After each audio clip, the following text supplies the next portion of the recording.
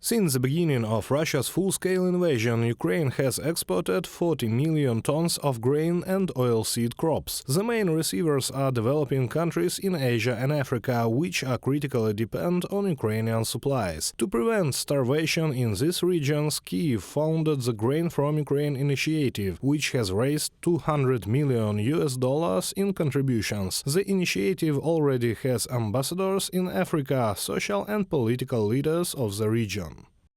Despite all the difficulties, we fully cover our domestic consumption of wheat, about 6.7 million tons per year, and even according to pessimistic forecasts, we will have about 26 million tons of wheat this year. That is, we have the ability to provide both ourselves and the world with food. Denis Bashlyk, Deputy Minister of Agrarian Policy and Food of Ukraine for Digital Development, Digital Transformation and Digitalization, on Telegram.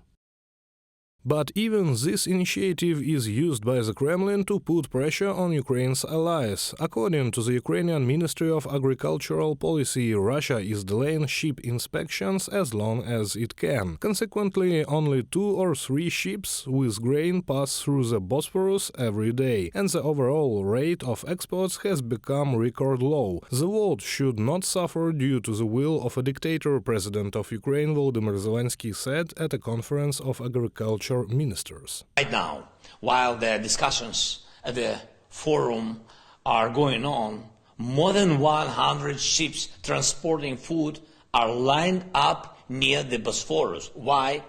Because they need to be inspected, and Russian representatives are blocking this inspection. The ships are detained for weeks. It means higher prices for Europe. For Asia, it means a growing threat of social instability. In Africa, for such countries as Ethiopia or Sudan, it means empty tables for thousands and thousands of families.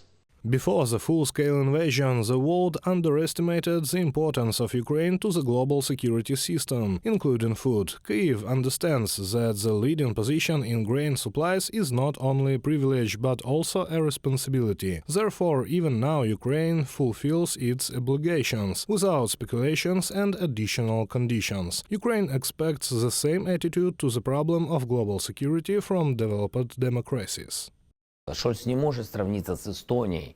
Scholz can't compare to Estonia, which gave everything, and that's less than the portion Scholz gave. We are grateful to Germany, but I can't thank them and bow down and smash my head on the floor. There is a sober understanding of everything. To Estonia, I will bow because they gave everything. Yes, that's all they could do, but I'm grateful to them. I'm just giving this example, and I just want us all to be heard, because you know, if Ukraine is able to feed some country, and here it is, war, and Africa needed help. We were sending grain, though I could have said the same thing. Well, look, I'd like to see who else can send grain.